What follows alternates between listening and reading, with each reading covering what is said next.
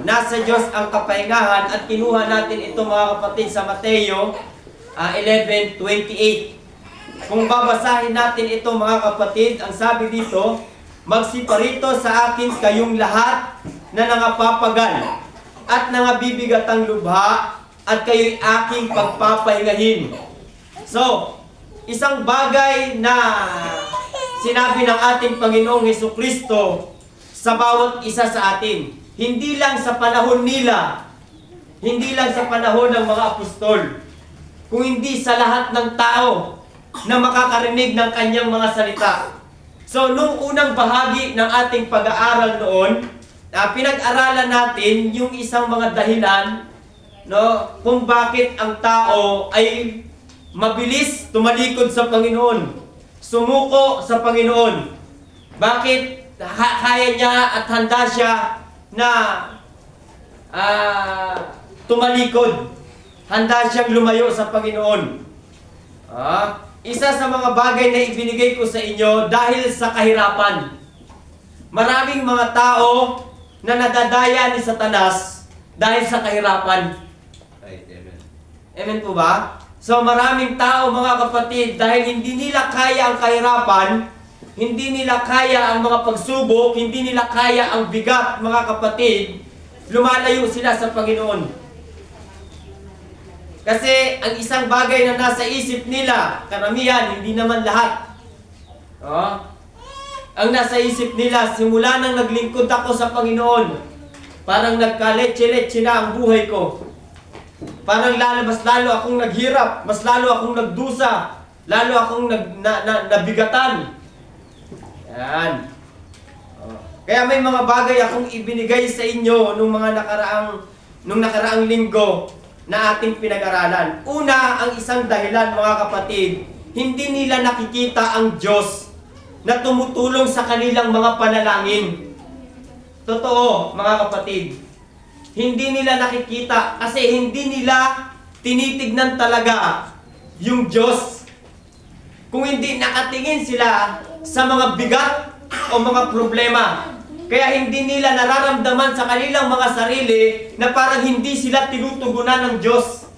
Nakuha natin? Pangalawa, mga kapatid, hindi nila nauunawaan ang mga plano ng Diyos. Hindi nila nauunawaan, hindi nila naiintindihan kung ano ba talaga ang plano nila sa Diyos. Bakit? Dahil doon sila nakatutok sa mga pinagdadaanan nila. Number 3, nakakaranas sila ng mga pagsubok at paghihirap.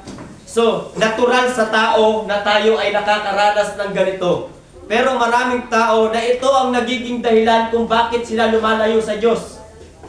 Number 4, hindi nila nakikita ang mga sagot sa kanilang panalangin. So, dahil hindi nila nakikita ang sagot ng ang panalangin nila sa Diyos, kasi nga nakatutok pa rin sila sa kanilang mga pasanin. So ngayon mga kapatid, nasa ikalawang bahagi na po tayo ng ating pag-aaralan. So uulitin ko mga kapatid, ang paanyaya ng Diyos sa lahat ng tao. Ito ang paanyaya ng Diyos sa lahat ng tao. Uulitin ko ang pagbasa sa Matthew 11:28. Kung kayo may mga Biblia, sundan niyo po ako. Na sinasabi ng ating Panginoong Hesukristo, magsiparito sa akin kayong lahat na nangapapagal at nangabibigatang lubha at kayo'y aking pagpapahingahin. Ang mga natututunan natin sa verse na ito, ano ang mga bagay na matututunan natin dito mga kapatid sa verse na ito?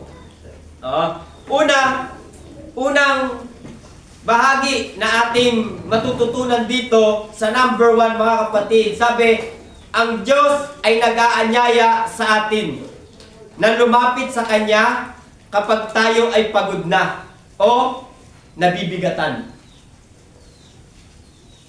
Sino ang nabibigatan? Sino ang nahihirapan ngayon sa oras na ito? So, kung ikaw ay nabibigatan o nahihirapan sa oras na ito, ang Diyos ay nag-aanyaya sa iyo na lumapit sa Kanya. Excuse. Nag-aanyaya siya sa bawat isa sa atin. Number 2, ang Diyos ay nag-aalok ng kapahingahan at kapayapaan sa mga taong lumalapit sa Kanya.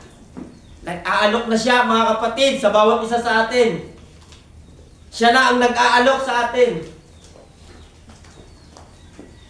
Praise the Lord.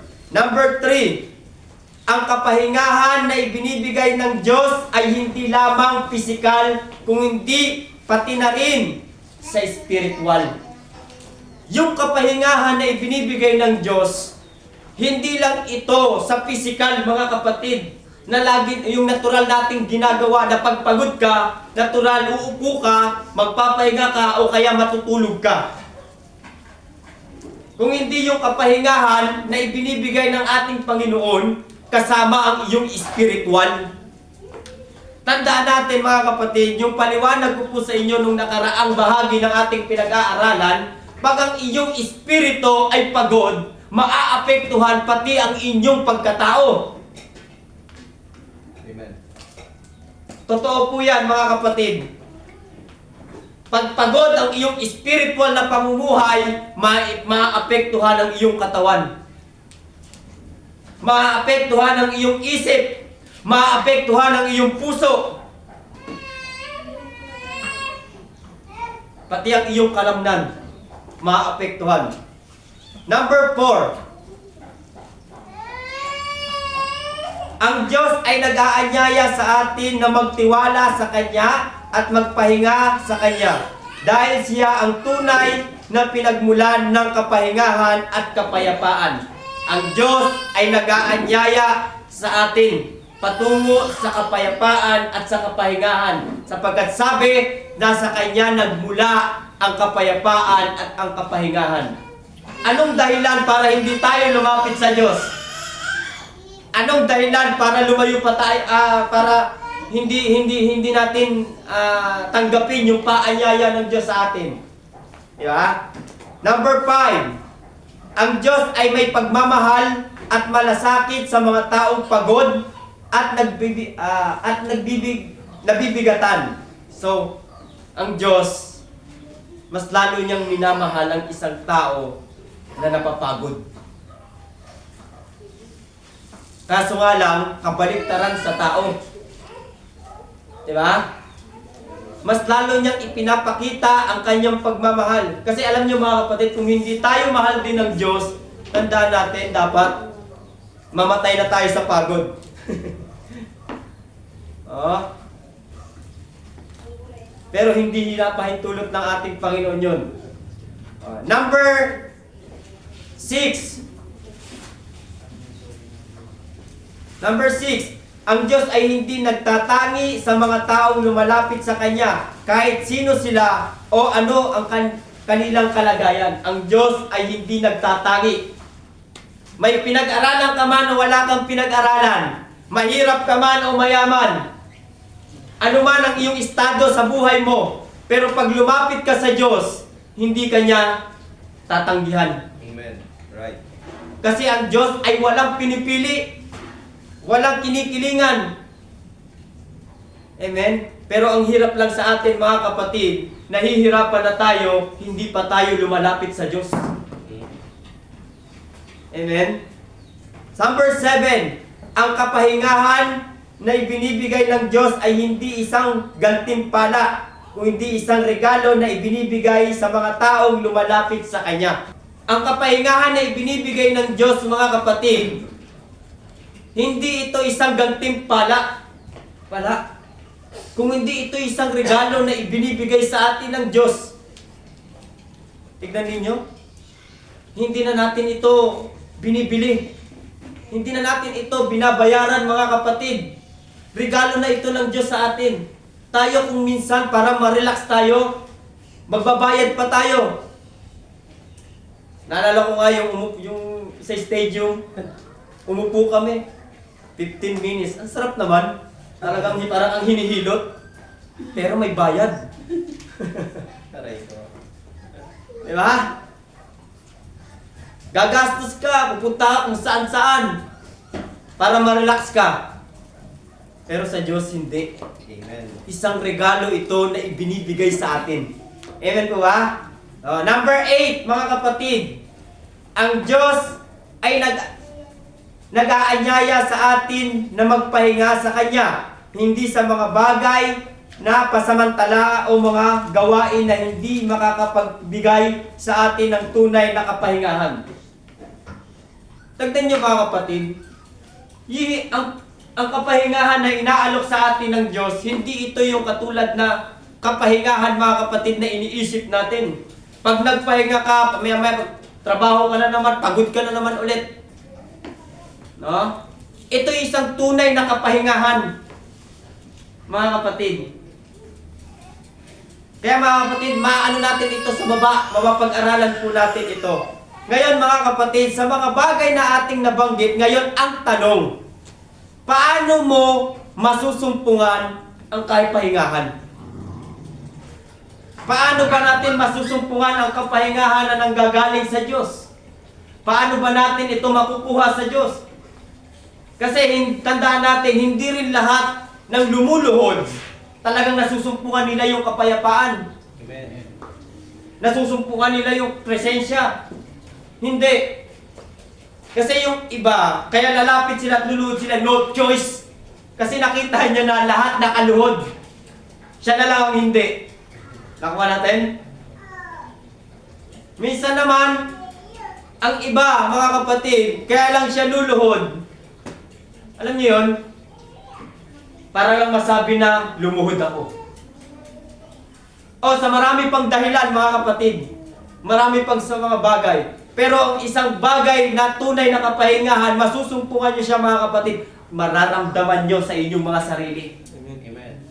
Isang halimbawa na aking ibibigay sa inyo na aking naranasan. Yung nasumpungan ko yung kapayapaan, nasumpungan ko yung tunay na kapahingahan. Alam niyo isang bagay na para masumpungan niyo, yung ma-receive natin ng banal na Espiritu Santo. Amen. Alam niyo po, pag nagawa natin yun mga kapatid, alam niyo yung pakiramdam na para kang isang bagong silang. Tapos ang gaang-gaang mo, para kang lumulutang. Kahit na-stress ka, depressed ka, pero para kang walang problema. Payapa ang isip mo. Panatag ang puso mo. Ganun po mga kapatid. Kaya nga mga kapatid, pakiramdaman ninyo ang inyong mga sarili. Pagluhod ninyo, pagtayo mo, pakiramdaman mo. Nakuha ko ba ang kapayapaan?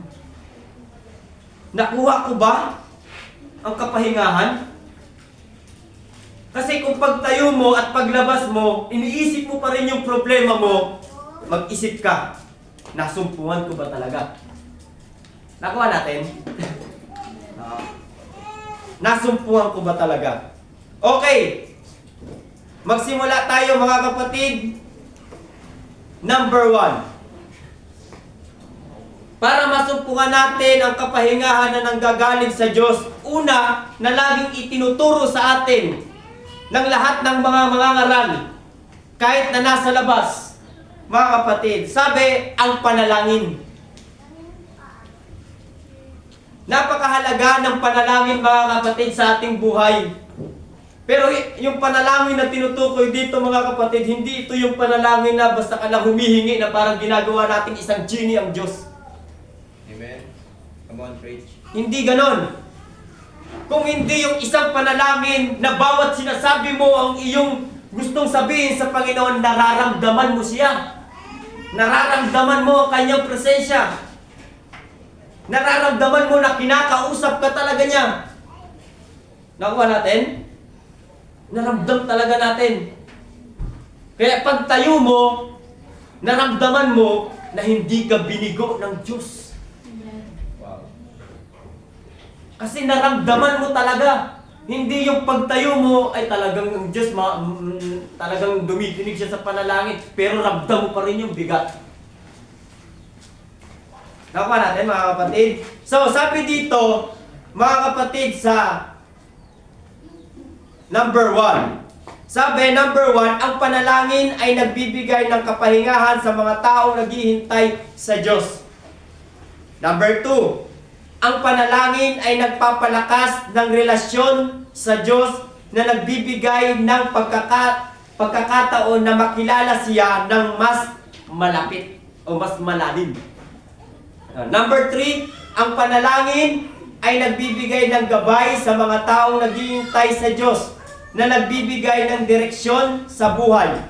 Number 4, ang panalangin ay nagpapalakas ng pananampalataya na nagbibigay ng lakas sa mga taong naghihintay sa Diyos.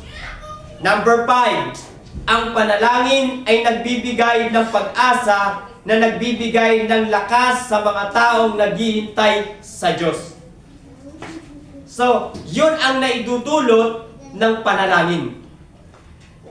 So, usad na tayo. Number 2. So, bago tayo sa number 2, basahin muna po natin ang Santiago 4 verse 8 na sinasabi dito, mga kapatid, lumapit kayo sa Diyos at lalapit siya sa inyo. Hugasan ninyo ang inyong mga kamay, kayong mga makasalanan.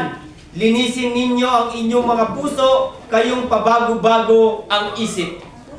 Nasabi ng salita ng Diyos, mga kapatid, lumapit tayo sa Diyos at ang Diyos ay lalapit din sa atin. Tama naman, mga kapatid.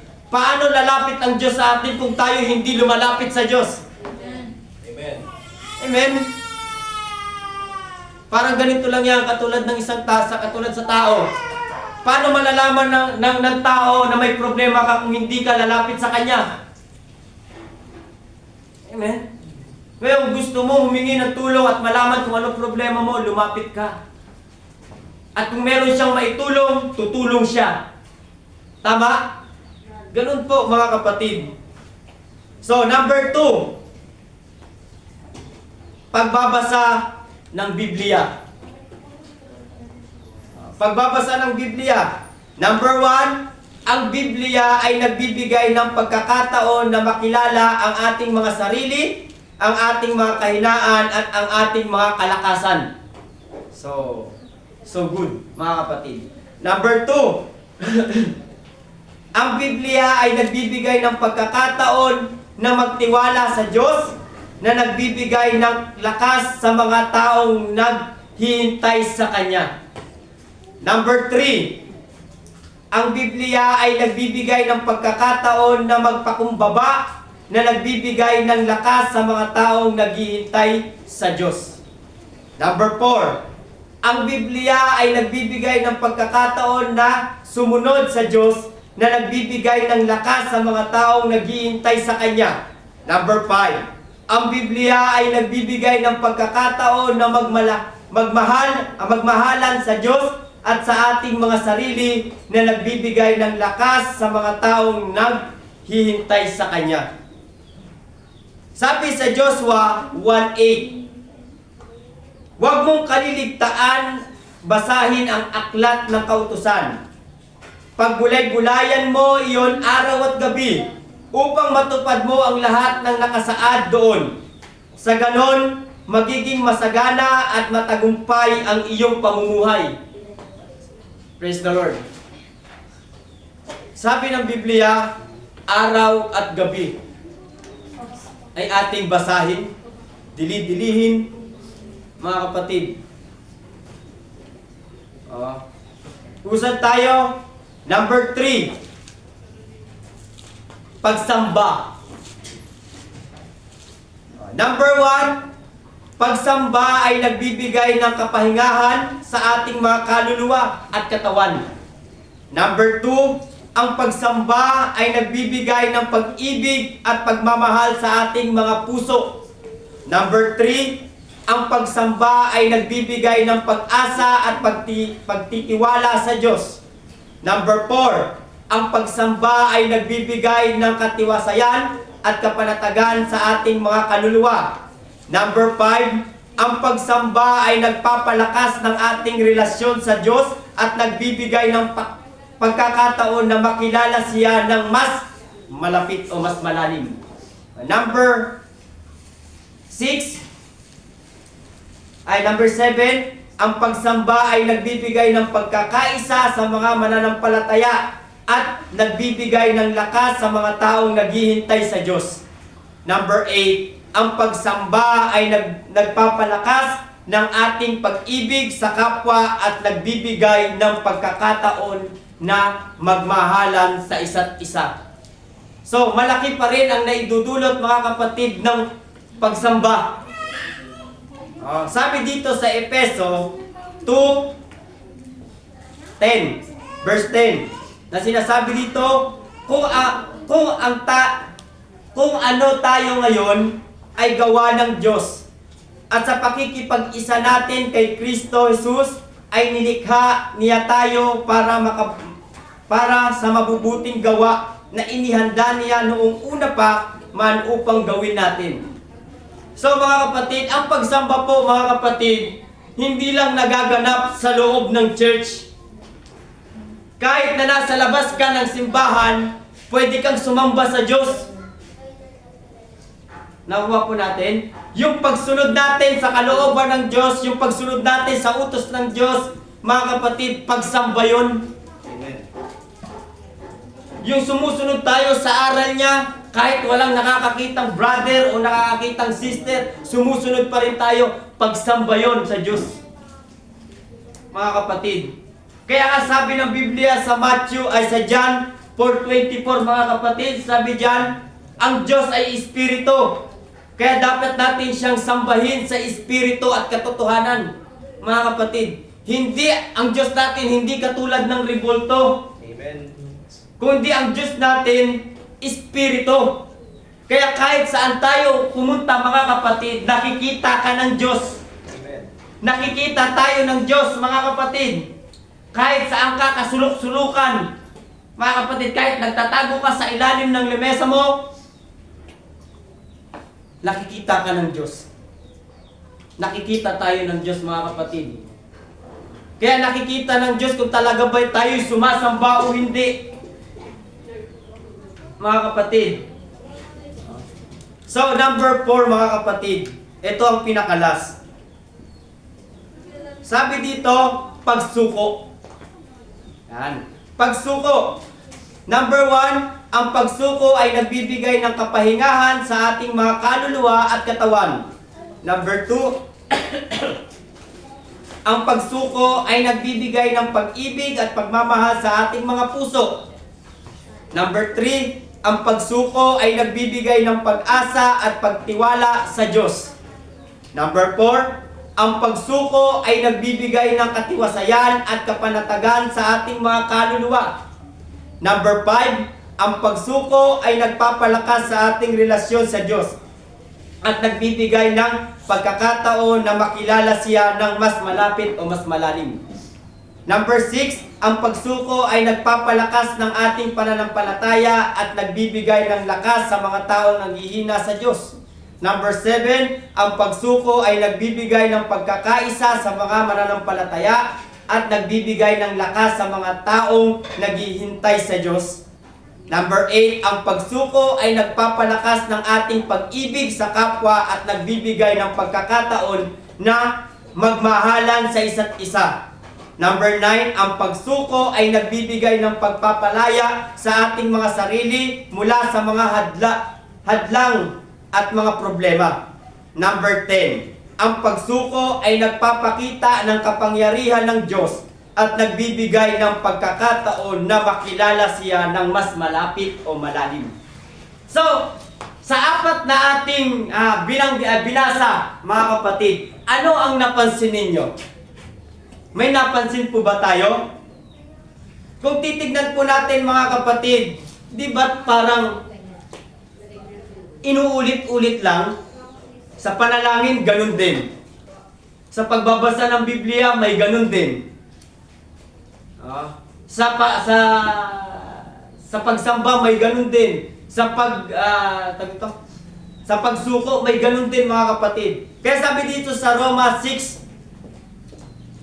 hanggang 13 na sinasabi dito, huwag ninyong paghariin ang kasalanan sa inyong mga katawang may kamatayan, upang hindi na ninyo sundin ang masasamang hilig nito. 13, huwag na ninyong ipailalim sa kapangyarihan ng kasalanan ang alinmang bahagi ng inyong katawan bilang kasangkapan sa paggawa ng kasamaan, sa halip pasakop kayo sa Diyos bilang mga taong namatay na at muling binuhay at ihandog ninyo sa Kanya ang inyong katawan bilang kasangkapan sa kabutihan. Yan po mga kapatid. Kaya tayo nahihirapan mga kapatid. Kaya tayo nahihirapang maglingkod sa Diyos. Kaya tayo nahihirapan magbago. Kaya kunting pagsubok lang po mga kapatid, mabilis tayong sumuko. Kasi bakit mga kapatid? Tignan natin, baka namumuhay pa tayo sa kasalanan. Baka yung mga ginagawa natin ay kasalanan pa. Sabi ng Biblia mga kapatid, tayo'y mga patay na sa kasalanan. Lahat ng mga nabautismuhan sa pangalan ng Panginoong Hesukristo, mga patay na sa kasalanan. Praise the Lord. Kaya nga sabi ng Biblia mga kapatid, ngayon tayo'y mga patay na sa kasalanan, sabi dapat naman natin ihandog natin ang ating mga sarili, ang ating katawan na isang haing buhay sa Kanyang harapan. Kaya nga uulitin ko mga kapatid, napansin ba natin yung sa 4 na ating pinag-aralan? Di ba iisa lang ang kanilang sinasabi? Amen? Ang kanilang mga sinasabi, nagbibigay ng kapayapaan. Tapos, nagpapalakas ng pananampalataya. Nagpapatibay. Nagpapalalim sa paglilingkod sa Diyos. Nagbibigay ng pag-asa. Nagpapalalim ng pagmamahal sa Diyos. Nagbibigay ng pag-ibig. Nagbibigay ng pag-asa. Amen po. Amen po ba mga kapatid? Di ba? Mula sa panalangin, ganun. Kaso nga lang mga kapatid, kaya hindi natin masumpungan ang kapahingahan, yung tunay na kapahingahan, kasi lumalayo tayo. Lumalayo tayo. Kaya hindi natin maramdaman na dumidinig ba talaga siya sa ating panalangin? Pinakikinggan niya ba talaga ako? Nandyan ba talaga ang Diyos? Hindi natin nakikita yung plano ng Diyos para sa atin. Ang nakikita natin yung sarili lang nating plano na kung saan mas lalo tayong bumabagsak, mas lalo tayong napapahamak, mas lalo tayong inilalagay sa masama. Amen, mga kapatid. So yun po mga kapatid ang dahilan. Uulitin ko, hindi solusyon ang paglayo. Hindi po solusyon mga kapatid. Dapat pag mas lalo kang nahihirapan, lalo kang nabibigatan, dapat mas lalo tayong lumalapit sa Diyos. Mas lalo nating ibinibigay sa Diyos. Mas lalo tayong nagtitiwala sa Diyos. Mas lalo tayong sumasampalataya sa Diyos. Kasi alam natin walang ibang tutulong sa atin kung hindi ang Diyos. Amen. Kasi kung ang tao, kahit lumapit ka dyan, pwede ka niyang hindian. Right. Pero ang Diyos, pag lumapit ka, hindi pwedeng hindi. Lalo pag nakikita niyang tapat ka, mga kapatid, hindi pwede pong hindi. So, huling verse na ating babasahin po mga kapatid, bago po ako magtapos. Na sinasabi dito sa Matthew 11:29 hanggang 30. Sabi, pasanin ninyo ang aking pamatok at matuto kayo sa akin, sapagkat ako'y maamo at may mababang loob. Makakatagpo kayo sa akin ng kapahingahan. 30. Sapagkat madaling dalhin ang aking pamatok at magaan ang pasaning ibibigay ko sa inyo. So mga kapatid, yung pamatok na galing sa Diyos o yung pasanin na galing sa Diyos mga kapatid, magaang lang ito. Mga kapatid, magaang lang po. Pero yung ibinibigay na pasanin ng sanlibutang ito, mabigat. Kaya tayo nahihirapan kasi dito tayo nakatuon sa sanlibutang ito. Yung isip natin nandito.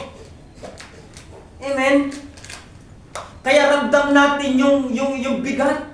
Nararamdaman natin nararamdaman natin yung bigat na pasan-pasan talaga natin. Kasi dito tayo nakatingin. Dito tayo nakatuon. Kaya Anong nangyayari? Patong-patong na problema. Kaya ikaw, anong mangyayari sa'yo? Hindi mo na alam kung anong gagawin mo. Stress ka na, depressed ka na. Mga kapatid, pero ang Diyos, sabi niya, magaang lang yung Kanya. Amen po ba? Magaang lang yung Kanya. Napakagaang lang ng Kanya, mga kapatid. Alam niyo kung bakit magaang? Kasi ang totoo, hindi lang ikaw ang bumubuhat. Amen. Kasama mo ang Diyos. Right. Amen po ba? Kasama mo ang Diyos sa bawat pinagdadaanan mo. Kasama mo ang Diyos sa mga bawat bigat mo. Kasama ang Diyos sa kung saan ka nahihirapan. Kaya dahil kasama mo ang Diyos, ang lahat ng bagay na dumarating sa buhay mo, magaang lang. Kasi hindi lang ikaw ang nagbubuhat, pati ang Diyos. Amen. Amen po ba? So, kailangan po mga kapatid, maintindihan po natin. Pag lalo tayong lumalayo sa Diyos, pag lalo tayong lalayo sa Diyos mga kapatid, mas lalo lang tayong mahihirapan, mas lalo lang tayong mabibigatan. Amen. Amen? Mas lalo lang tayong maguguluhan. Mga kapatid, mas lalo lang tayong mahihirapan. Kaya uulitin ko, hindi solusyon ang pagtalikod. Hindi solusyon ang paghinto. Hindi solusyon ang pagtigil. Hindi po yun solusyon. Ang solusyon, mas lalo kang lumapit sa Diyos. Mas lalo mong ibigay ang sarili mo sa Diyos. Mas lalo kang maglingkod sa Diyos. Amen. Yun ang solusyon mga kapatid. Amen po ba mga kapatid? Amen. No? Praise the Lord. Sana mga kapatid, meron tayong mga natutunan sa salita ng ating Panginoon. Dalhin natin ito saan man tayo mga kapatid at maging kalakasan natin ito mga kapatid.